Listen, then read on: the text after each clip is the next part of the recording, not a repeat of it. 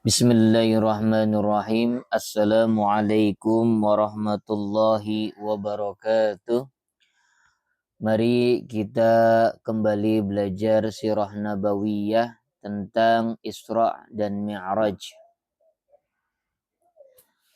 Selagi Nabi Muhammad SAW berada dalam kondisi terjepit di perjalanan antara keberhasilan dan tekanan, sementara bintang-bintang kecil berkelip-kelip nun jauh di atas sana, terjadilah peristiwa Isra dan Mi'raj. Apa perbedaan pendapat mengenai penetapan waktu kejadiannya? Yaitu sebagai berikut. Yang pertama, Isra terjadi pada tahun tatkala Allah memuliakan beliau dengan nubuwah. Ini menurut pendapat At-Tabari.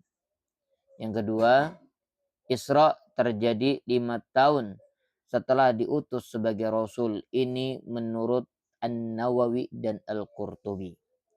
Yang ketiga, Isra terjadi pada tanggal 27 bulan Rajab, tahun ke-10 dari nubuwah. Ini merupakan pendapat Al-Allama Al-Mansurfuri. Ada pendapat Isra terjadi 6 bulan sebelum hijrah atau pada bulan Muharram tahun ke-13 dari nubuwah. Ada yang berpendapat Isra terjadi setahun 2 bulan setelah hijrah. Terdapat atau tepatnya pada bulan Muharram tahun ke-13 dari nubuwah. Ada yang berpendapat Isra terjadi setahun sebelum hijrah atau pada bulan Rabiul Awal tahun ke-13 dari nubuwah. 3 pendapat yang pertama tertolak dengan pertimbangan karena Khadijah radhiyallahu anha meninggal dunia pada bulan Ramadan tahun ke-10 dari nubuwah. Sementara pada saat meninggalnya belum ada kewajiban sholat 5 waktu, juga tidak ada perbedaan pendapat bahwa diwajibkannya sholat 5 waktu pada malam Isra. Sedangkan 3 pendapat lainnya tidak ada satupun yang menguatkannya. Hanya saja kandungan surat Al-Isra menunjukkan bahwa Isra itu terjadi pada masa-masa akhir. Para imam hadis meriwayatkan rincian peristiwa ini yang kami paparkan secara singkat sebagai berikut. Ibnul Qayyim berkata, menurut riwayat yang sahih, Rasulullah Sallallahu Alaihi Wasallam diisrakan dengan jasadnya dari Masjidil Haram ke Baitul Maqdis dengan menaiki buraq yang disertai Jibril.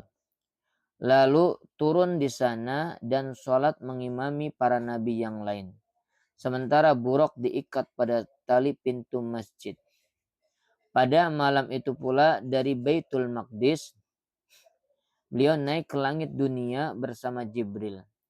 Jibril meminta izin agar dibukakan, maka pintu langit dibukakan baginya. Di sana beliau melihat Adam, bapak sekalian manusia. Beliau mengucapkan salam dan Adam menyambut kedatangan beliau, menjawab salam dan menetapkan nubuwah beliau. Allah memperlihatkan roh orang-orang yang mati syahid ada di sebelah kanan dan roh orang-orang yang sengsara ada di sebelah kiri. Kemudian naik ke langit kedua, Jibril meminta izin bagi beliau. Setelah dibukakan, beliau melihat Yahya bin Zakaria dan Isa bin Maryam di sana. Setelah bertemu, beliau mengucapkan salam dan mereka berdua menjawabnya, menyambut kedatangan beliau dan menetapkan nubuwah beliau. Kemudian naik lagi ke langit ketiga, di sana beliau melihat Yusuf. Beliau mengucapkan salam dan Yusuf menjawabnya, menyambut kedatangan beliau dan menetapkan nubuwah beliau. Kemudian naik lagi ke langit keempat, di sana beliau melihat Idris. Beliau mengucapkan salam dan Idris menjawabnya, menyambut kedatangan beliau dan menetapkan nubuwah beliau. Kemudian naik lagi ke langit kelima, di sana beliau melihat Harun bin Imran. Beliau mengucapkan salam dan Harun bin Imran menjawabnya, menyambut kedatangan beliau dan menetapkan nubuwah beliau. Kemudian naik lagi ke langit ke-6. Di sana beliau melihat Musa bin Imran. Beliau mengucapkan salam dan Musa bin Imran menjawabnya, menyambut kedatangan beliau dan menetapkan nubuah beliau. Ketika Nabi Muhammad Sallallahu Alaihi Wasallam akan berlalu darinya, maka Musa menangis. Mengapa engkau menangis? Ditanyakan kepadanya. Musa menjawab, aku menangis karena ada seorang pemuda yang diutus sesudahku yang masuk surga bersama umatnya dan lebih banyak daripada umatku yang masuk ke sana. Kemudian naik lagi ke langit ke-7. Di sana beliau melihat Ibrahim alaihissalam. Beliau mengucapkan salam dan Ibrahim menjawabnya, menyambut kedatangan beliau dan menetapkan nubuah beliau. Kemudian beliau naik lagi ke Sidratul Muntaha. Lalu dibawa naik lagi ke Al-Baitul Ma'mur. Kemudian dibawa naik lagi untuk menghadap Allah yang maha perkasa dan mendekat dengannya. Hingga jaraknya tinggal sepanjang 2 ujung busur atau lebih dekat lagi. Lalu Allah mewahyukan apa yang diwahyukan kepada hambanya. Allah mewajibkan kepada beliau sholat 50 kali. Beliau kembali lagi hingga bertemu Musa. Apa yang diperintahkan kepadamu? Tanya Musa. Sholat 50 kali. Jawab beliau. Sesungguhnya umatmu tidak akan sanggup melakukannya. Kembalilah menemui Rabbmu dan mintalah keringanan kepadanya bagi umatmu. Kata Musa. Beliau memandang ke arah Jibril meminta pendapatnya. Maka Jibril mengisyaratkan dengan berkata, itu benar jika memang engkau menghendaki.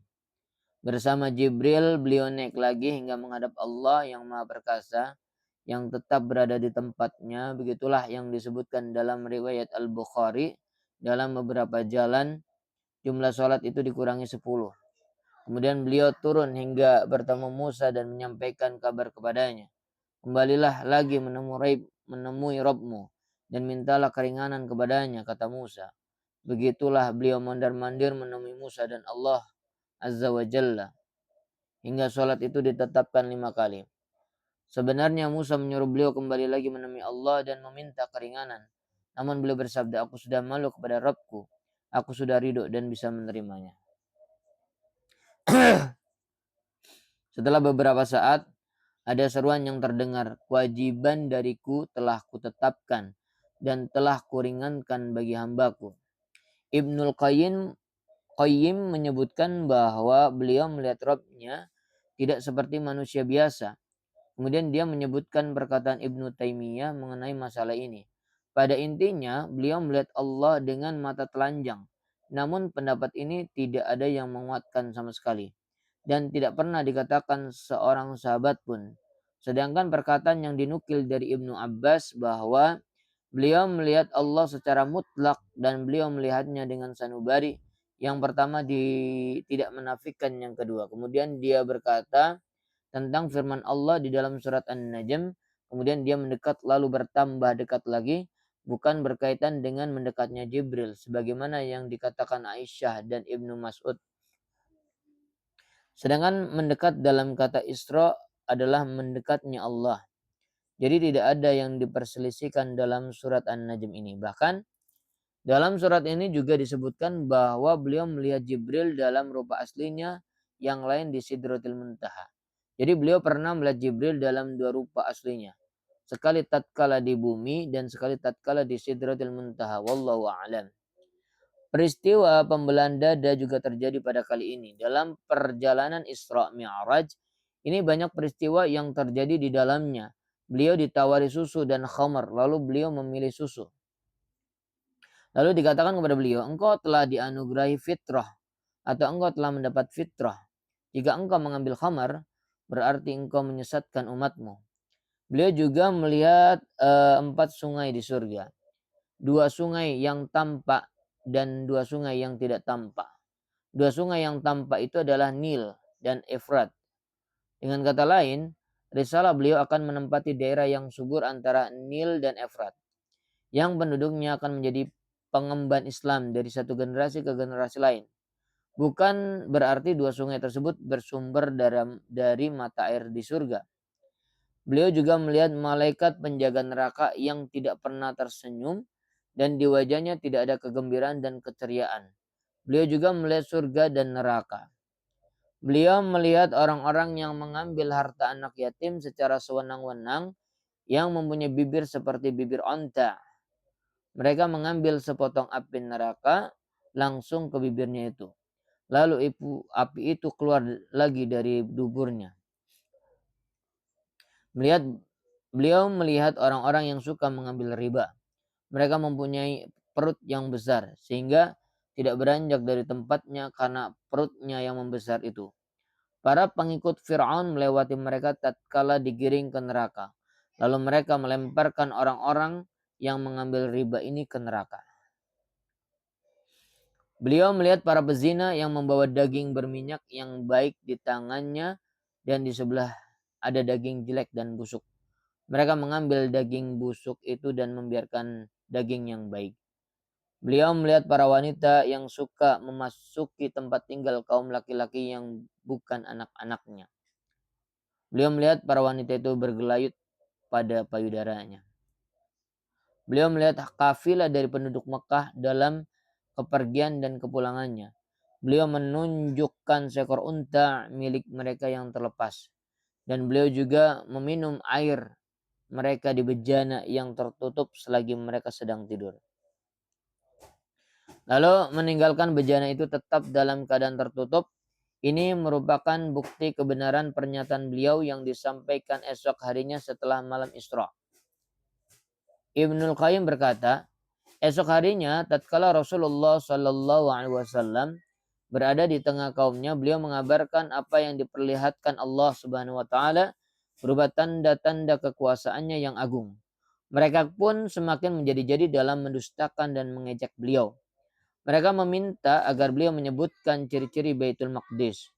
Maka Allah menampakkannya sehingga beliau bisa melihatnya secara langsung. Seketika itu beliau menggambarkan kepada mereka tanda-tanda kekuasaannya. Dan mereka tidak bisa memberi bantahan sedikit pun. Beliau juga menggambarkan tentang kafilah dagang mereka tatkala kepergian dan kepulangannya. Tentang seekor unta milik mereka yang terlepas dari rombongan. Setelah kafilah itu tiba, maka apa yang disampaikan beliau itu cocok dengan keadaan sebenarnya.